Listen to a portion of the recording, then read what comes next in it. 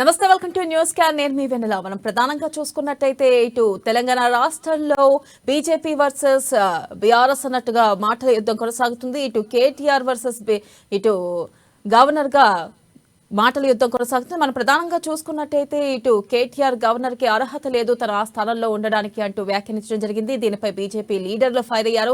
అసలు కేటీఆర్ కి అలాగే కేసీఆర్ కి ఏ అర్హత ఉందని చెప్పి ఏ మొహం పెట్టుకుని ప్రజల దగ్గరకు వచ్చి ఓట్లు అడుగుతున్నారంటూ కూడా ఘాటు వ్యాఖ్యలు చేశారు. అయితే ప్రధానంగా చూసుకున్నట్టయితే ప్రస్తుతం బీజేపీ వర్సెస్ బీఆర్ఎస్ అన్నట్లుగా కూడా ఇటు మాటల యుద్ధం అయితే కొనసాగుతుంది. మొదటిగా పేపర్ చూసుకుందాం. ఈనాడులో మనం చూసుకున్నట్టయితే సీఎం కేసీఆర్ కు వైరల్ జ్వరం, ట్విట్టర్ లో కేటీఆర్ వెల్లడి. ముఖ్యమంత్రి కేసీఆర్ గత వారం రోజులుగా దగ్గు, వైరల్ జ్వరంతో బాధపడుతున్నారు. వైద్యులు ఆయనకు ఇంటి వద్దే చికిత్స అందిస్తున్నారు అంటూ కూడా నిన్న కేటీఆర్ ట్వీట్ ద్వారా తెలియజేశారు. కేసీఆర్ కి జ్వరం ఉంది, ఆయన కొంచెం అస్వస్థతతో బాధపడుతున్నారు అంటూ ఈ మేరకు ఆయన ట్వీట్ ద్వారా తెలియజేశారు. అలాగే నెక్స్ట్ మనం చూసుకున్నట్టయితే మళ్లీ అదే నిర్లక్ష్యమా, తప్పులు సరిదిద్దుకోరా, మీ నిబంధనలు మీరే ఉల్లంఘిస్తారా, గత అక్టోబర్లో రద్దయిన గ్రూప్ 1 పరీక్షకు ఎంతమంది హాజరయ్యారు, వివరాలు సమర్పించాలంటూ టీఎస్పీఎస్సీకి హైకోర్టు ఆదేశం, విచారణ నేటికి వాయిదా.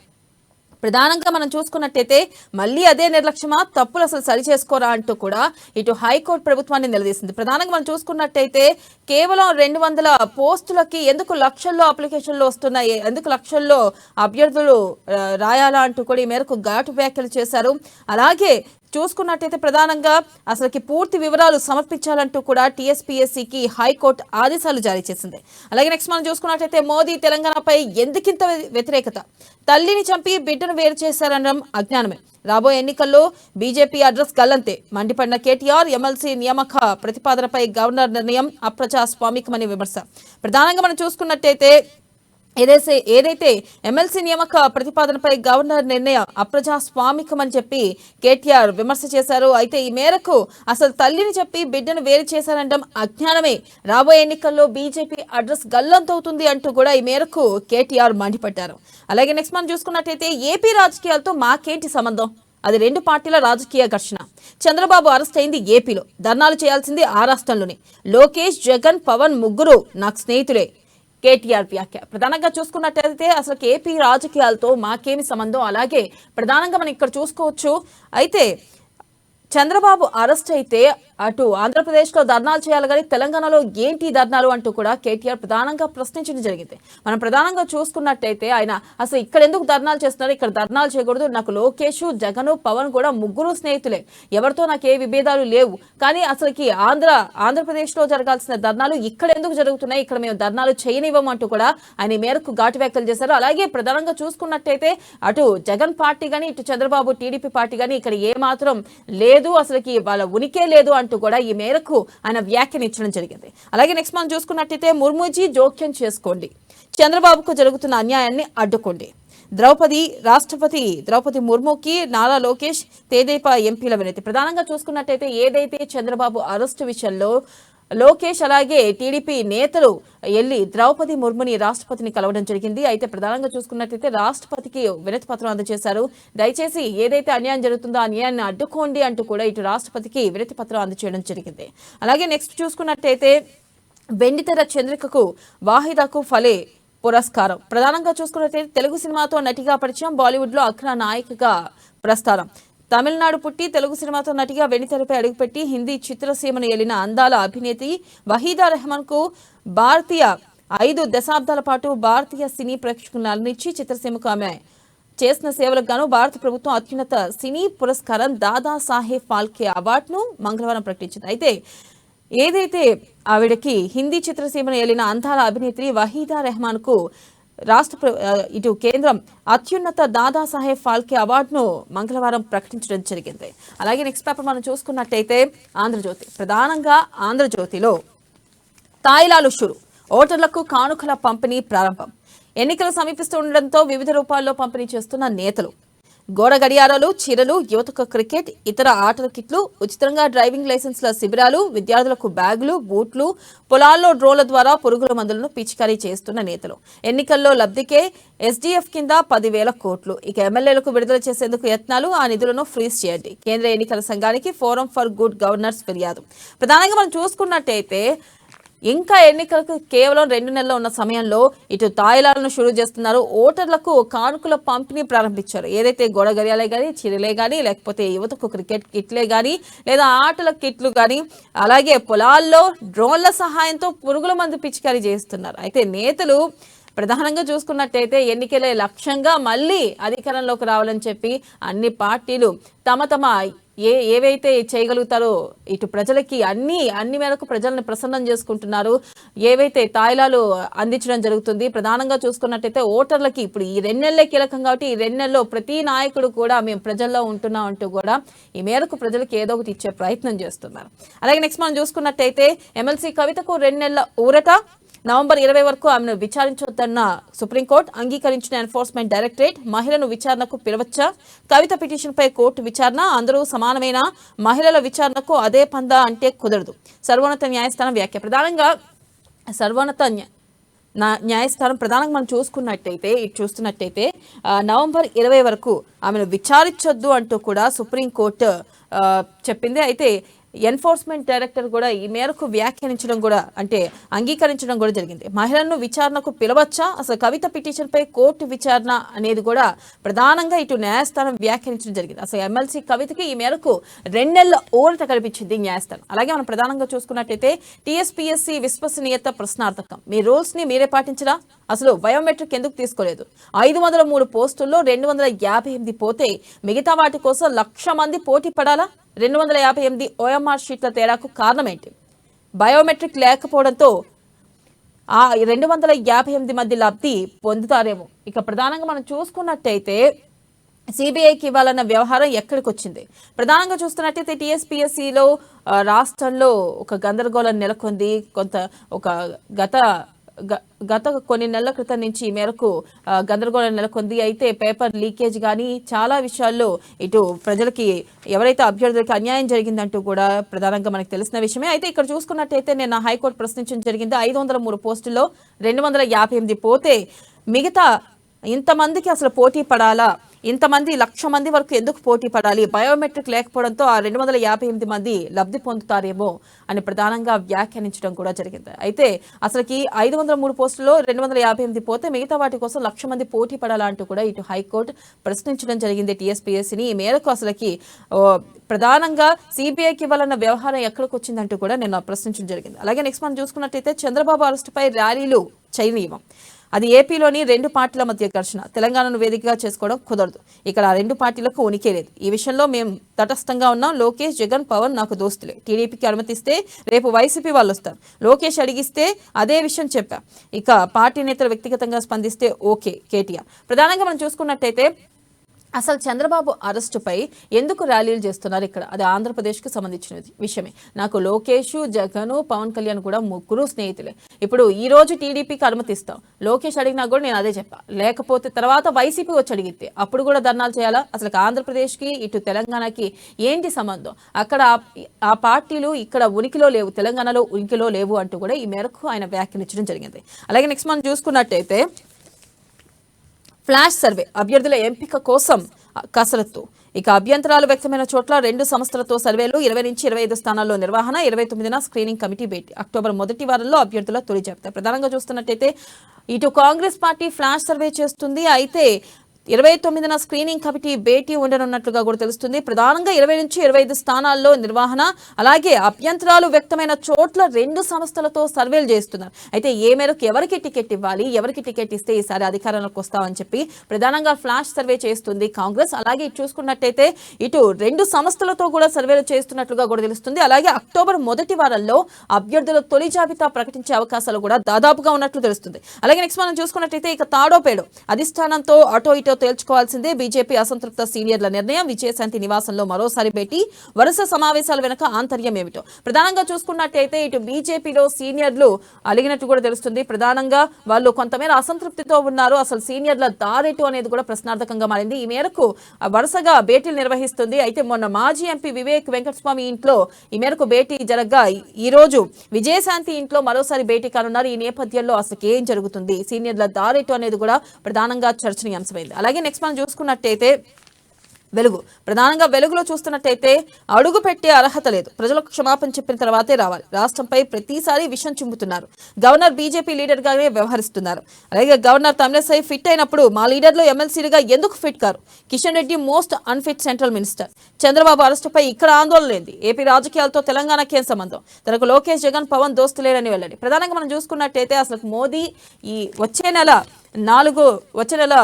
1న రానున్నారు ఇటు హైదరాబాద్కి. ఈ నేపథ్యంలో ప్రధానంగా ఈ మేరకు ఆయన వ్యాఖ్యానించడం జరిగింది. సో మోదీకి ఇక్కడ రావడానికి అర్హత ఏముంది, ప్రజలకు క్షమాపణ చెప్పిన తర్వాతే రావాలి, అలాగే గవర్నర్ బీజేపీ లీడర్గా వ్యవహరిస్తున్నారు కానీ గవర్నర్గా వ్యవహరించలేదు, అసలు గవర్నర్ తమిళసై ఫిట్ అయినప్పుడు గవర్నర్గా ఆవిడ మా లీడర్లు ఎమ్మెల్సీలుగా ఎందుకు ఫిట్ కారు అంటూ కూడా ఈ మేరకు ఆయన వ్యాఖ్యానించడం జరిగింది.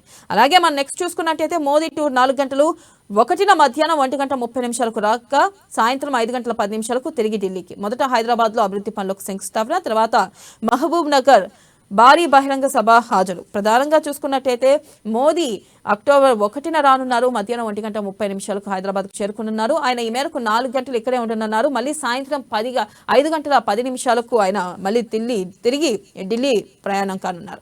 అలాగే బీసీలకు 40 సీట్లు ఇవ్వాల్సిందే కాంగ్రెస్ ఓబీసీ లీడర్ల డిమాండ్. ఠాక్రే రేవంత్ ను కలిసి వినతి పత్రాలు.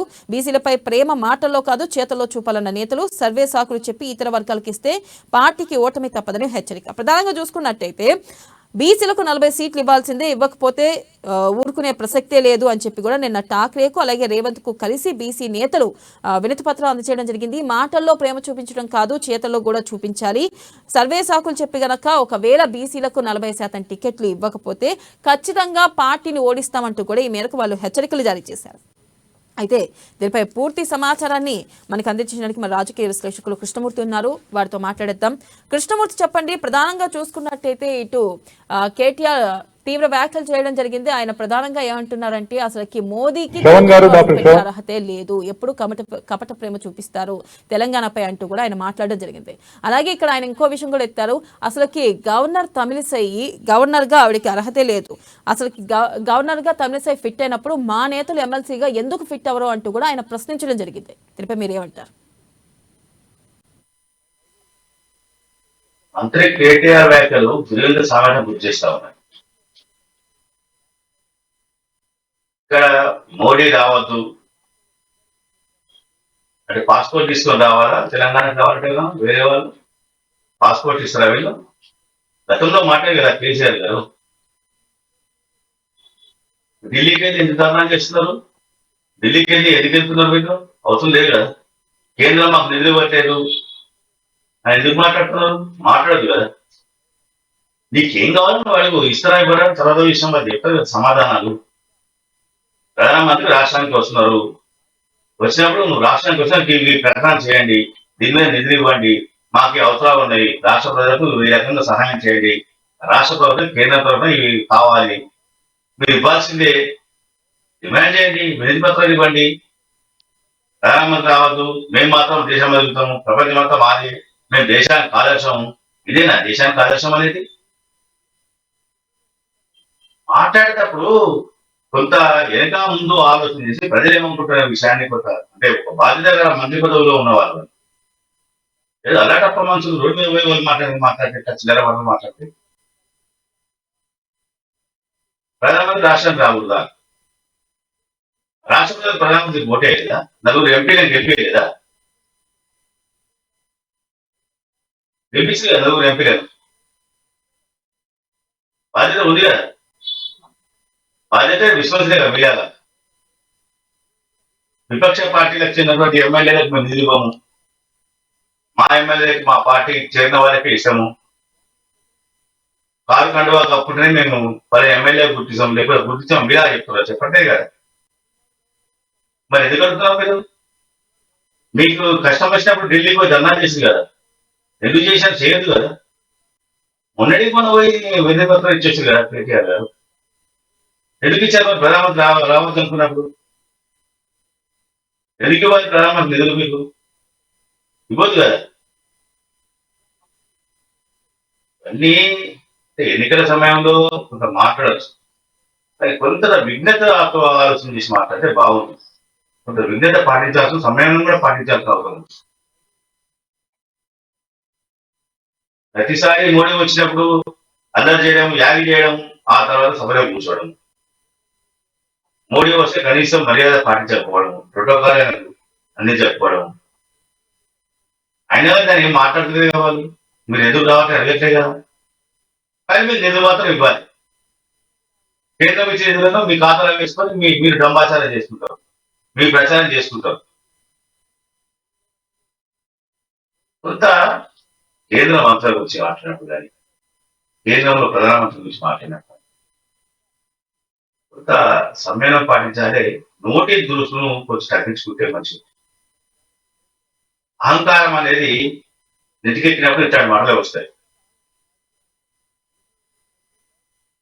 అహంకారం మరీ మితిమీరిపోయిన అహంకారం కూడా అంత మంచిది కాదు. ప్రజలు అవసరం వచ్చినప్పుడు వాళ్ళు కూడా వాళ్ళ విజ్ఞతలో వ్యవహరిస్తారు, వాళ్ళ విజ్ఞతలో పాటిస్తారు. ఎవరి అహంకారం పెట్టించాలో వాళ్ళు బాగా తెలుసు. ఈ రకంగా ఇష్టముడిగా మాట్లాడి ఆయనకి ఏం హక్కున్నది, ఆయనకి ఏమున్నది, మీకేం హక్కున్నది రావద్దంటారు. రాష్ట్రాన్ని ఏమైనా రాసిస్తారా మీకు? శాశ్వతంగా మీరే ఉంటారనుకుంటున్నారు మీరు? చెప్పండి మరి. ప్రత్యేక రాష్ట్రంగా నైజాం పాలన లాగా మేము కూడా నిజాం పాలసలాగా మేము ఉంటున్నాం కాబట్టి, నిజాం పాలన లాగా మేము కూడా మా అంటే నయా రజాకార్ పాలన మేము తీసుకురాబోతున్నాము. కాబట్టి మా నయా రజాకార్ పాలనను, నయా నిజాంలను ఎవరు ఎదిరించేందుకు వాళ్ళకు హక్కు లేదు అని ఒక చట్టం తీసుకొచ్చి పెట్టండి. తీసుకొచ్చి పెడితే అప్పుడు కేంద్రం కూడా ఆలోచన చేస్తుంది. ఒకవేళ రావాలనుకుంటే కేంద్రం కూడా పర్మిషన్ తీసుకొని వస్తుందా, లేకపోతే ఏం చేసి తెలుస్తుంది కదా. ఒక ప్రధానమంత్రి మాట్లాడినప్పుడు ఒక మంత్రిగా, మంత్రి హోదాలో మాట్లాడతాం. ఒక కేటీఆర్ సాధారణ పౌరుగా మాట్లాడండి, ఆయన మంత్రి హోదాలో మాట్లాడండి. మంత్రి హోదాలో మాట్లాడినప్పుడు కొంత పద్ధతి, ప్రజాస్వామ్య పద్ధతి, హక్కులు ఉంటాయి. ఇక రెండో అంశం, ఇక ధర్నా చేయనివ్వము. మీరు ఢిల్లీలో పోయి ధర్నా చేస్తున్నారు. కవిత సిడి విచారణకు వెళ్ళినప్పుడు ఎందుకు ఢిల్లీ పోయి మీరు హంగామా చేస్తారు? వెళ్ళారు కదా మీరు సకుటుంబ సపరివార సమేతంగా మంది బార్బర్లతో చేసుకుని వెళ్ళారు కదా. ఢిల్లీ వీధిలో ప్రకారం ప్రదర్శించారు కదా. ఎందుకు ప్రకటిస్తారు మరి? అవసరం లేదు కదా. అది లెక్కకు సంబంధించిన కేసు, ఈడీకి సంబంధించిన వ్యవహారం, దర్యాప్తు సంస్థలో మీరు సహకరించారు కదా.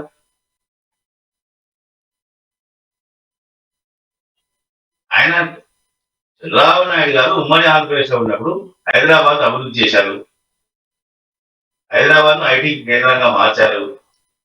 హైటెక్ సిటీని నిర్మించారు. ఎవరు అన్నా కాకుండా ఖచ్చితంగా నిర్మించారు. ఓఆర్ఆర్ రూపకల్పన చేసిన ఆయన్ని, టీవీ ఎక్స్ప్రెస్ హైవే నిర్మించిన ఆయన్ని. మీరు చెప్పుకుంటారు కదా ఇవన్నీ మేము చేశాము మా కుక్కలే. మెట్రో రైలు పునాది చేసిన ఆయన్ని. అవునా అలా చెప్పాలి కదా వీటన్ని సమాధానాలు. హైదరాబాద్ అభివృద్ధిలో ఆయన పాత్ర లేదా మీరు చెప్పండి. ఆయన హోం కొరకే ఏపీలో జరిగిన వ్యవహారంలో ఇక్కడ సంబంధం లేదు. హైదరాబాద్ అభివృద్ధిలో చంద్రబాబు నాయుడు పాత్ర ఉందా లేదా చెప్పాల్సిన అవసరం ఉంది. మంత్రిగా కేటీఆర్ గారి బాధ్యత ముందు ఆ విషయాన్ని స్పష్టం చేయాలి.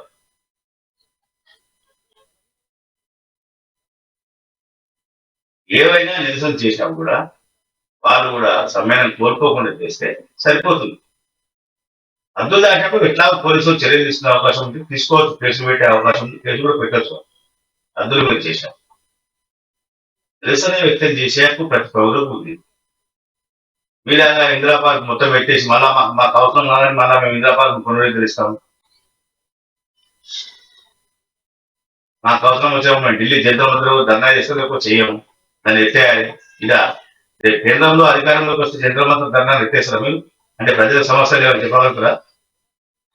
చెప్పినా చెప్తారు. ఇందిరా పార్క్ చెప్పలేదు మీకు అర్థం మళ్ళీ ప్రొజెక్ట్ చేసుకుంటారు. ఈ మాటలన్నీ ఎన్నికల్లో అంటే వచ్చే ఎన్నికలకు ఒక బీజేపీ, బీఆర్ఎస్ వేరు అని చెప్పేందుకు చేసే ప్రయత్నంలో భాగమే, కానీ మరొకటి కాదు. మాకు మిషన్ బదిలీ నిలవలేదు, మాకు ఈ ప్రాజెక్ట్ ఇవ్వలేదు, ఆ ప్రాజెక్ట్ ఇవ్వలేదు, నిధులు ఇవ్వలేదు అని చెప్పారు వాటి కేటీఆర్. ప్రధానమంత్రి రావడం వద్దు, రావద్దు, నిమ్మకం పెట్టుకొని వస్తారు అని అడుగుతున్నాం. కొంచెం ఇబ్బందికరంగా ఉంది.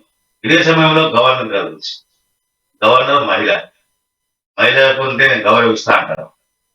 అవసరమైన మహిళ కోసం నా సిరిసిల్ల సీట్లు త్యాగం చేస్తా అంటారు. నిబంధన ప్రకారం గవర్నర్ గారు వెళ్ళేదా లేదా అనే విషయాన్ని మీరు చెప్పగలుగుతారా? ఎందుకు చెప్పలేకపోతున్నారు? మీరు బీజేపీ అధ్యక్షుగా ఉండి గవర్నర్ గా అయ్యారు అని అంటే రాజ్యాంగంలో ఆ వ్యవహారం లేదు అక్కడ. ఒక పార్టీ అధ్యక్షులుగా ఉన్న వాళ్ళు గవర్నర్ నియమించొద్దని లేదు. కానీ ఇక్కడ ఎమ్మెల్సీ కోటలో మీరు రాసింది ఏంది? సేవ దీంట్లో రాశారు కోటలు.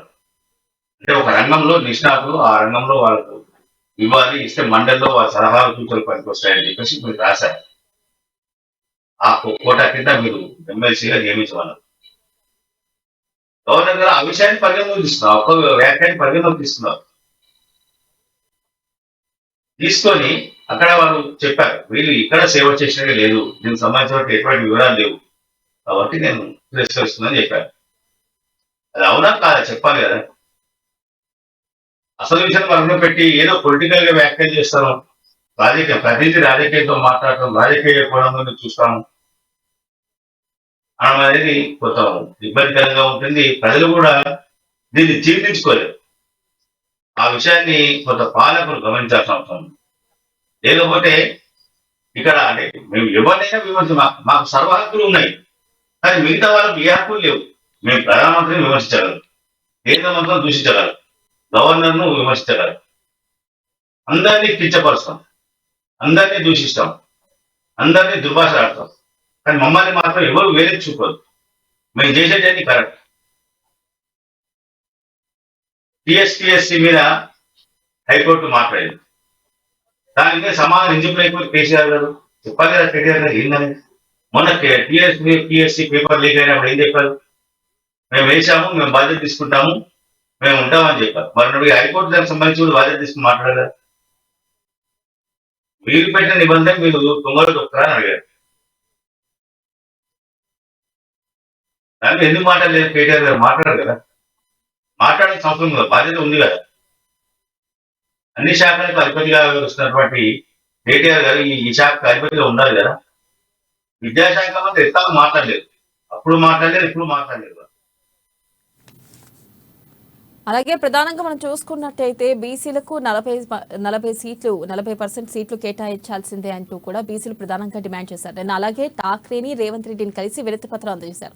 ఒకవేళ కనుక బీసీలకు టికెట్లు ఇవ్వకపోతే, లేకపోతే సర్వే సాకులు చెప్పి కనుక బీసీలకు టికెట్లు ఇవ్వకపోతే ఖచ్చితంగా కాంగ్రెస్ పార్టీని ఓడిస్తా అంటున్నారు. దీన్ని అసలు మనం ఏ విధంగా చూడొచ్చు అంటారు? కాంగ్రెస్ పార్టీ అంతర్గత వ్యవహారం. బీసీలకు ఇప్పటి వరకు కాంగ్రెస్ పార్టీ వేరు చేసి అంజయ్య బీసీ ముఖ్యమంత్రిగా చేశారు. ఇట్లా చాలా మంది చేస్తూ పోయినా చాలా మందికి బీసీలకు కాంగ్రెస్ పార్టీలో ప్రారంభించారు. ఇప్పుడు కూడా బీసీగా ఉన్నటువంటి మహేష్ కుమార్ గౌడ్ కానీ, మధు యాష్కి గౌడ్ కానీ, వీళ్ళందరూ కూడా బీసీలే. వీరహనుమంతరావు, వీళ్ళందరూ బీసీలే. కాంగ్రెస్ పార్టీ మొదటి నుంచి బీసీలకు పెద్దపీట వేస్తా ఉన్నది. అయితే టిక్కెట్ల విషయంలో గెలుపు గుర్రాలకి ఎక్కువ అవకాశాలని అన్ని పార్టీలు, కాంగ్రెస్ పార్టీయే కాదు అన్ని పార్టీలు కూడా అట్లా ఆ కోణంలో వెళ్తాయి. అంటే ఎన్నికల సమయంలో ఎవరు గెలుస్తారు, రేసు ఎవరు పరుగు ముందుంటుంది అనే విషయంలో ఆలోచన చేసి ఆ రకంగా వాళ్ళు ముందుకెళ్లే అవకాశం ఉంటుంది. కాబట్టి ఖచ్చితంగా కొంత టికెట్ల విషయంలో కొంత సర్వేల ఆధారంగా ఇవ్వాలని చెప్పేసి బీసీసీ కసరత్తు చేస్తా ఉన్నారు. ఈ నేపథ్యంలో కొంత బీసీలు ఒక సమావేశం పెట్టుకొని తమకు న్యాయం చేయాలి అని కోరినట్టుగా తెలుస్తా ఉంది. ఈ సమావేశంలో కూడా ఎవరికి వారిగా కాకుండా అందరూ కలిసికట్టుగా వెళ్ళి ఆ రాష్ట్ర పార్టీ వ్యవహారాలు ఇచ్చారు. మాణిక్రావు ఠాకరేని కలిసి వాళ్ళు వినతి పత్రం ఇచ్చారు. వినతి పత్రంలో కూడా బీసీలకు ఇవ్వాలని చెప్పారు. ఇవ్వకపోతే ఓడగొడతామని కాదు, కొంత సహకరించమని ఉండొచ్చు. అయితే ఎప్పటికీ మాట్లాడతారు. ఇప్పటికంటే బీసీలకు కూడా ఇవ్వాలని చెప్పేసి జాబితా ఏదైతే లీక్ అవుతున్నాయి, లీక్ జాబితా, పొలి జాబితా, రెండో జాబితా, అండర్ ప్రాసెస్ జాబితా ఏదో చెప్తా ఉన్నారు కదా. పరిశీలన ఉన్నాయి, కొన్ని ఖరారయ్యాయి, కొన్ని ఖరారు కాబోతున్నాయి అని చెప్తా ఉన్నారు. దీంట్లో మనం పరిశీలిస్తే ఖచ్చితంగా బీసీలకు కొంత ప్రాధాన్యత ఉందని చెప్పొచ్చు. ఆ స్థాయిలో అంటే వాళ్ళ కోర్టు 40 సీట్లు అంటే 119 సీట్లలో 40 సీట్ల బీసీలకు ఇవ్వాలని చెప్పేసి నిన్న కోరినట్టుగా వినతిపత్రం ఇచ్చారు. ఆ వినతిపత్రంలో పేర్కొన్నారు. ఆ దానికి సంబంధించిన 40 సీట్లు ఖచ్చితంగా బీసీలకు. Right Krishnamurthy, thank you. ప్రధానంగా మనం చూసుకున్నట్టయితే ఇటు తెలంగాణలో ఏదైతే గవర్నర్ వర్సెస్ ఇటు కేటీఆర్ అన్నట్టుగా మాటల యుద్ధం కొనసాగుతుంది. అలాగే బీజేపీలో ప్రధానంగా లీడర్లు కూడా దీనిపై గలం ఇప్పడం జరిగింది. గవర్నర్గా ఇటు గవర్నర్ ఫిట్ అయినప్పుడు, తమిళిసై ఫిట్ అయినప్పుడు ఎమ్మెల్సీలుగా మా నేతలు ఎందుకు ఫిట్ అవరు అంటూ కూడా కేటీఆర్ వ్యాఖ్యానించడం జరిగింది. ఆయన అనేక అంశాలపై మాట్లాడారు. ఇటు మోదీపై మాట్లాడారు, అలాగే టీడీపీ అధినేత చంద్రబాబు విషయంపై మాట్లాడారు. ఆయన ప్రధానంగా ఇటు రాష్ట్రంలో జరుగుతున్న విషయాలపై ప్రధానంగా ప్రస్తావించడం జరిగింది. అయితే ఈ మేరకు గవర్నర్ తమిళిసై అలాగే కేటీఆర్ మాటల యుద్ధం ఏ మేరకు కొనసాగుతుందో వేచి చూడాలి. ఇది వాళ్ళ news. Can keep watching Ama news, నిజం కోసం జనం కోసం.